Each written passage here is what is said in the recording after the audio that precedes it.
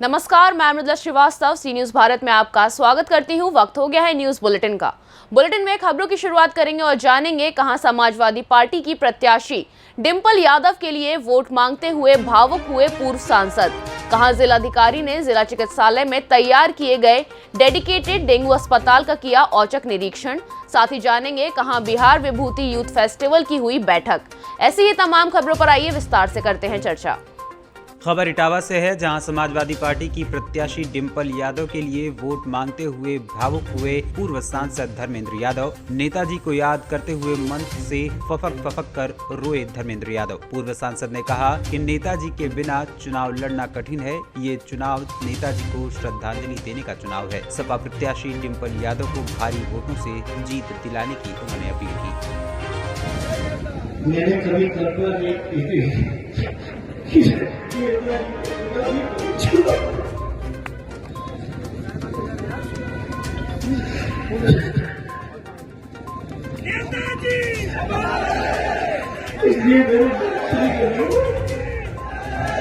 जिन लोगों ने नेताजी के बाद के चुनाव चुनौती देने की कोशिश की है, अपने वोट के माध्यम से इतना भरपूर जवाब दे देना, मुंहतोड़ जवाब दे देना कि कभी भी ये लोग नेताजी के नाम का ढोंग न कर पाए। ये मेरी आप सबसे अपील है। प्रार्थना। इटावा से सीनियर संवाददाता वीपी राजन की रिपोर्ट। उत्तर प्रदेश के जनपद हापुड़ में समाजवादी पार्टी के भावी प्रत्याशी नगर पालिका परिषद चेयरमैन सन्नी जैन ने अपने कार्यालय पर स्वर्गीय सुबोध नागर की 43वीं जयंती के साथ साथ महारानी लक्ष्मीबाई की जयंती को मनाया। मीडिया से बातचीत करते हुए समाजवादी पार्टी के भावी प्रत्याशी सन्नी जैन ने बताया कि हापुड़ में समाजवादी पार्टी का कुनबा बढ़ाने में सुबोध नागर का महत्वपूर्ण योगदान रहा। उनके किए हुए कार्य को कभी भुलाया नहीं जा सकता। सुबोध नागर ने हमेशा पार्टी के किसी भी व्यक्ति को अगर परेशानी में देखा तो उसकी मदद करने का सदैव काम किया। सदैव सभी के सुख दुख में साथ खड़े थे। आज यह प्रोग्राम का क्या वजह से प्रोग्राम रखा गया? आज हमारे बड़े भाई स्वर्गीय श्री सुबोध नागर जी की 43वीं जयंती है। इसी उपलक्ष्य में आज कार्यक्रम रखा गया। आज वो हमारे बीच में नहीं है, इसकी बड़ी हमें पीड़ा है, क्योंकि सुबोध नागर जी हमारे ऐसे जिलाध्यक्ष थे जिन्होंने अपने कार्यकाल में ऐसे सराहनीय काम किए हैं। किसी भी वर्ग से कोई भी आदमी रहा हो, उन्होंने हमेशा मदद करने का काम किया है और उनकी जो जगह है वो हमारे दिलों में जिस प्रकार पहले थी वो हमेशा इसी तरह बनी रहेगी। सुबोध नागर जी का योगदान हम कभी भुला नहीं सकते, हमारी यादों में हमेशा जिंदा रहेंगे। आज यह प्रोग्राम रखा है, किस चीज़ के लिए रखा गया? देखिए, आज हमारे जो है परम आदरणीय सुबोध नागर जी का जो है जयंती हम लोग मना रहे हैं। दुर्भाग्य की बात है कि हम पहले जन्मदिन मनाते थे, आज हमें जयंती मनानी पड़ रही है, क्योंकि लगातार हम जन्मदिन मनाते आए हैं सुबोध नागर जी का। लेकिन आज समय है कि आज हम जयंती मना रहे हैं। दुख का विषय है, हम उन्हें नमन आंखों से अपनी जो है श्रद्धांजलि अर्पित करते हैं। और हमारा प्रयास ये है कि हम आज हमारे बीच में नहीं है सुबोध जी, लेकिन हमारे बीच में नहीं होने के कारण फिर भी हमारे बीच में है। और हम हमेशा जो है अपने जो है आदर्शों में उन्हें जिंदा रखेंगे, क्योंकि यहाँ जनपद में उनका समाजवादी पार्टी में बहुत बड़ा योगदान रहा है। उन्होंने बहुत नेता यहाँ पे बनाए। जिस तरीके से हमारे नेताजी ने, जो श्रद्धेय मुलायम सिंह यादव जी थे, उन्होंने बहुत सारे देश प्रदेश में नेता बनाए, ऐसे ही जनपद में माननीय सुबोध नागर जी ने जो है यहाँ नेता बनाने का काम करा। आज यहाँ अगर जनपद में समाजवादी इस स्थान पर आकर पहुंची है तो उसमें सबसे बड़ा योगदान सुबोध नागर जी का। हापुड़ से सी न्यूज संवाददाता सचिन सागर की रिपोर्ट। कौशाम्बी जिले में 292 करोड़ की लागत से गंगा नदी में बने दुर्गा भाभी सेतु में जगह जगह दरार का मामला अब राजनीतिक तूल पकड़ता जा रहा है। सेतु का निरीक्षण करने पहुंची अपना दल कमेरवादी की राष्ट्रीय महासचिव और सपा विधायक पल्लवी पटेल ने मुख्यमंत्री से इस्तीफा मांगा है। उन्होंने कहा कि किसी भी सेतु को छेनी हथौड़ी से तोड़ना आतंकवादी घटना होती है और डिप्टी सीएम ने सेतु को छेनी हथौड़ी से तोड़ने की बात कहकर अपनी सरकार पर सवाल खड़ा किया है। प्रतापगढ़ कौशाम्बी को तोड़ने के लिए सिराथू विधानसभा के शाहजादपुर गांव के सामने गंगा नदी में 292 करोड़ की लागत से पुल बनाया गया है। पुल चालू हुए लगभग 9 माह बीत गए हैं, लेकिन डिवाइडर के बगल से इसमें दरारें आ गई हैं। एक नहीं कई जगह दरारें आ चुकी हैं। राज्य सेतु निगम के अधिकारियों ने लिपापोती करने का प्रयास किया। पहले सीमेंट का लेप लगाकर दरारों को छिपाने की कोशिश की, लेकिन दरारें और बढ़ गईं और लेप फट गया। इस खबर को मीडिया द्वारा दिखाना शुरू किया गया तो शासन ने संज्ञान में लिया। मामले में राज्य सेतु निगम के अधिकारियों की गर्दन फंसी तो उन्होंने विभागीय पैंतरेबाजी दिखाते हुए कोखराज थाना पुलिस को अज्ञात तत्वों के खिलाफ तहरीर दे दी। वहीं इस बारे में डिप्टी सीएम केशव प्रसाद मौर्य द्वारा सेतु को छेनी हथौड़ी से तोड़ने की बात जब मीडिया में आई तो उसे लेकर पल्लवी पटेल ने नाराजगी जाहिर की और इसे आतंकवादी घटना बताया। आप आए, ये क्या यहाँ मिला आपको? देखिए, मैं इस पुल का निरीक्षण करने आई क्योंकि मुझे सूचना मिली कि यहाँ पर छेनी और हथौड़ी से इस पुल को तोड़ा गया है। जो मैंने जांच में पाया और जितना मैं समझ पाई, मुझे समझ में आता है कि छेनी हथौड़ी से किसी धरोहर को क्षतिग्रस्त करना या बम से उड़ा देना, ये आतंकवादी हरकतें होती हैं, गतिविधियां होती हैं। तो अगर प्रदेश का उप मुख्यमंत्री खुद ही कह रहा है कि हम प्रदेश की जो धरोहर है उसको नहीं सहेज पा रहे हैं, लॉ एंड ऑर्डर नहीं मेंटेन कर पा रहे हैं, तो माननीय मुख्यमंत्री जी इस्तीफा दें नैतिक जिम्मेदारी लेते हुए। मुझे ये भी समझना था और यहाँ आने का मुख्य उद्देश्य ये भी था कि मैं इस बात को समझ पाऊं कि मेरे घर सिराथू और जनपद कौशाम्बी में इतनी बड़ी किसकी हिम्मत हो गई है कि लोगों की सुविधा के लिए जो धरोहर बनाई जा रही है उसको क्षतिग्रस्त करे। देखिए, क्रांतिकारी दुर्गा भाभी एक ऐसा भारतीय इतिहास में एक ऐसा क्रांतिकारी बेजोड़ नाम है जिनके आज जाने के 150 वर्ष बाद भी उनकी शख्सियत एक महिला होने के बावजूद बहुत ही निडर और अदम्य साहसी महिला के रूप में है। तो सरकार से मैं गुजारिश करती हूँ कि हम सब की ये जिम्मेदारी होती है कि अगर ऐसे किसी व्यक्तित्व के नाम पर हम किसी धरोहर की संरचना कर रहे हैं तो आज 150 साल बाद भी दुर्गा भाभी का नाम उनके निडर होने की वजह से, उनके व्यक्तित्व की वजह से जिंदा है। तो कम से कम इतना तो हम पक्का कर लें, कर्म कर लें कि जो धरोहर उनके नाम पे बनाई जा रही है वो 300 साल तक तो वैसे ही बनी रहे। लेकिन ये पुल तो महज 6 से 7 महीने में हिलने लग गया है। तो ऐसे में मेरे निवेदन है सरकार से कि अगर हम इस धरोहर को मेंटेन नहीं कर सकते हैं तो दुर्गा भाभी जैसे क्रांतिकारी महिला का नाम इस पुल से हटा दिया जाए, अगर उनका सम्मान हम बरकरार नहीं रख सकते। कौशाम्बी से सीनियर संवाददाता एफ वसीम गाजी की रिपोर्ट। खबर ललितपुर से है, जहां जिलाधिकारी ललितपुर आलोक सिंह ने जिला चिकित्सालय में तैयार किए गए डेडिकेटेड डेंगू अस्पताल का औचक निरीक्षण किया। निरीक्षण में जिलाधिकारी ने निर्देश दिए कि चिकित्सालयों में आने वाले बुखार के मरीजों की डेंगू की जांच अवश्य कराई जाए। साथ ही अस्पताल में डेंगू की दवाइयां, IV फ्लूइड्स और डेंगू की जाँच संबंधी कार्ड्स आदि पर्याप्त मात्रा में उपलब्ध रखें। ललितपुर से सीनियर संवाददाता कोमल वर्मा की रिपोर्ट।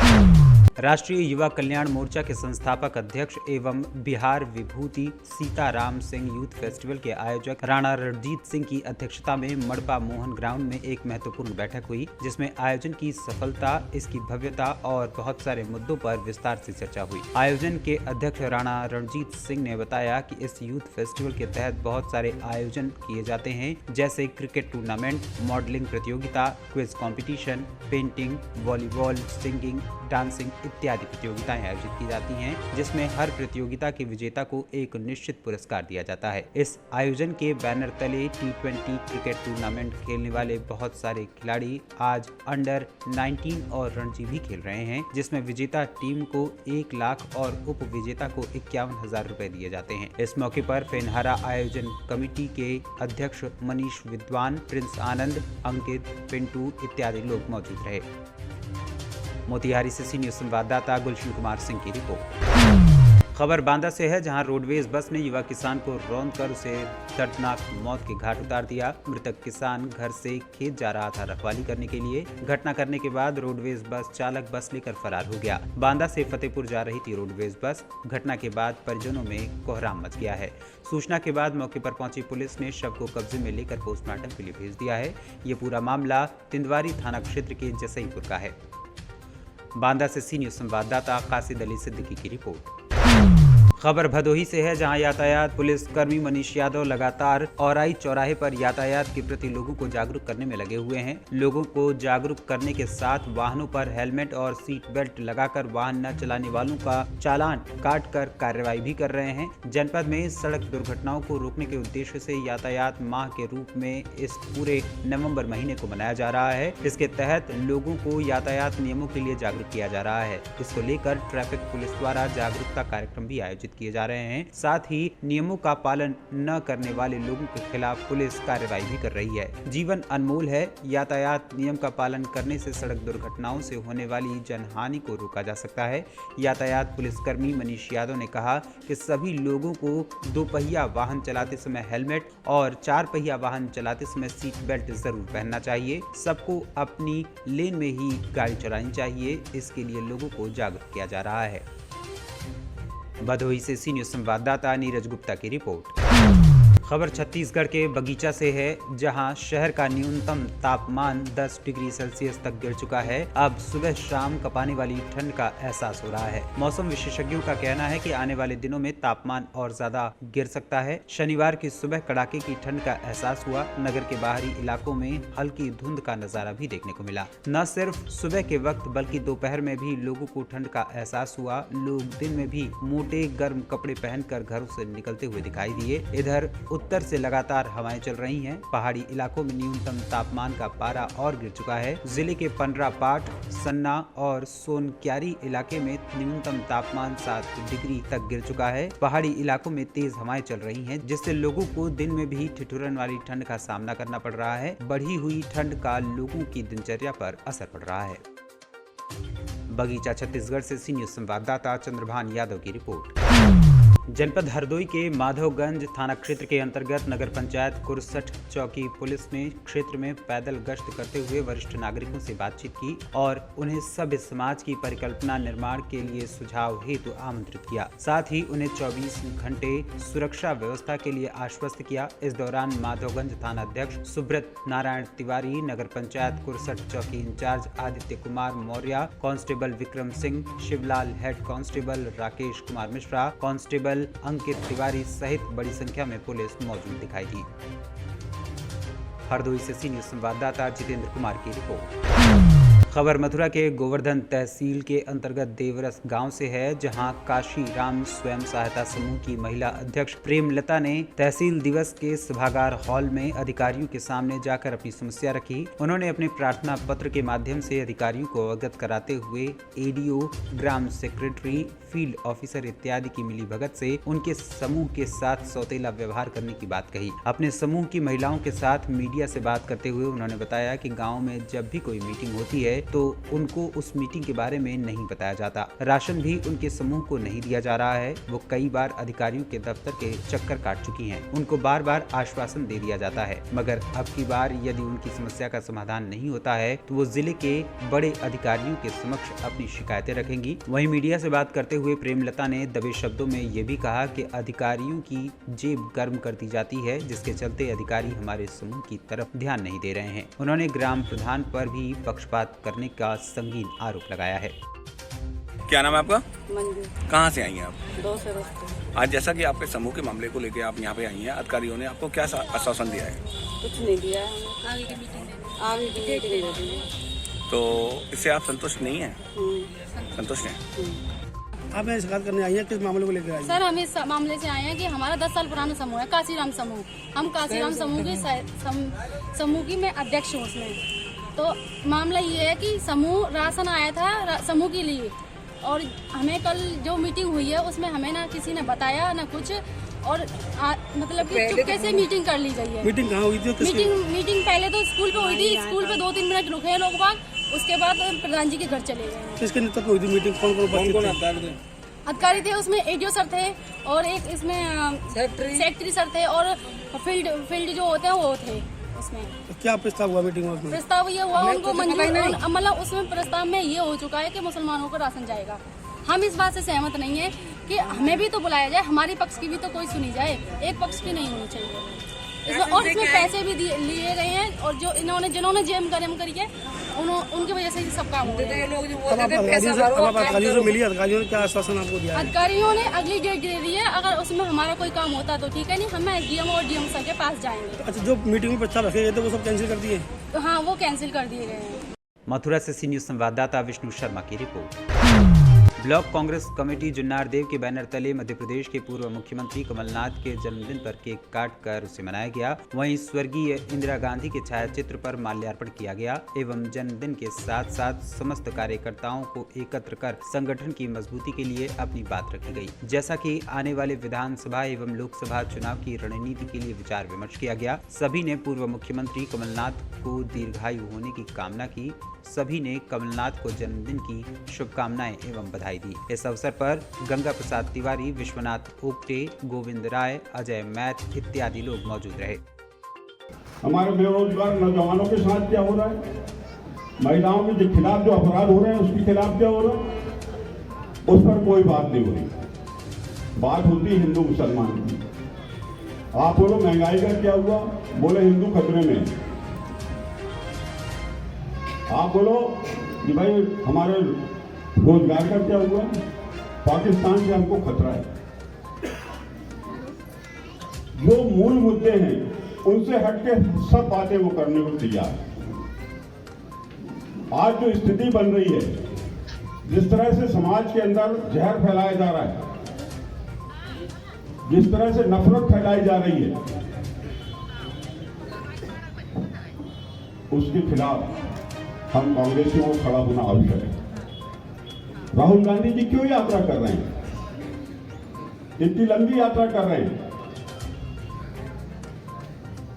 ये इसलिए कि आज जो देश को तोड़ने की बात हो रही है, जो अभी संविधान हमारे अध्यक्ष जी को भेंट किया गया, आज वो संविधान खतरे में है। आज कांग्रेस को सबसे ज्यादा एकजुट रहने की आवश्यकता है। और आप देख रहे हैं माननीय कमलनाथ जी, अभी 76वां वर्षगांठ उनकी हमने जन्मदिन मनाया। 76 वर्ष की उम्र में कितनी भागदौड़ वो कर रहे हैं, किस तरह से वो सक्रिय हो रहे हैं। क्या कमी है उनके पास? वो भी थोड़े छाड़े चले जाए दिल्ली, उनको क्या फर्क पड़ता है, उनको क्या अंतर आना है? पर आज ये लड़ाई किसके लिए लड़ रहे हैं? खुद के लिए लड़ रहे हैं क्या? कि उनको मुख्यमंत्री बनना है इसलिए लड़ रहे हैं? आज वो लड़ाई इसलिए लड़ रहे हैं कि हमारा प्रांत में हमारा किसान कैसे सुखी होगा, हमारे बेरोजगारों को कैसे रोजगार मिलेगा, हमारी जो माताएं बहनें इनको सुरक्षा कैसे मिलेगी। इस उद्देश्य को लेकर माननीय कमलनाथ जी इतनी मेहनत कर रहे हैं। जुन्नारदेव छिंदवाड़ा से सी न्यूज संवाददाता वीरेंद्र अग्रवाल की रिपोर्ट। फिलहाल के लिए इस न्यूज बुलेटिन में बस इतना ही। देश और दुनिया की तमाम खबरों को जानने के लिए देखते रहिए सी न्यूज भारत। हर खबर आपके साथ, आपके हाथ।